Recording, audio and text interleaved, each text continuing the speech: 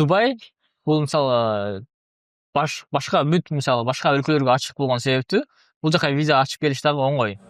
Мошенниктер мисалы бул жакта жашайт дагы. Мошенник деген өзүнүн жашоосун токтото албайт да. Ал значит мамлекеттен куулуп келди, значит бул жерде дагы башка адал тиричилик кылышы кыйын. А значит эмне кылат?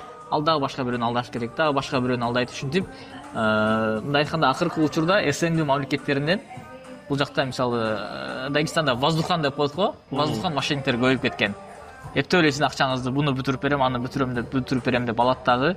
Же болбосо өздөрүн бай адам катары көрсөтүп туруп, по факту эч ким эмес. Сизден инвестиция тартачы, бизнес ачабыз дейт дагы, акчаңызды алгандан кийин жок болуп кетет. Ошондуктан бул жакта бизнес кылыш өтө кыйын. Доверие почти жок.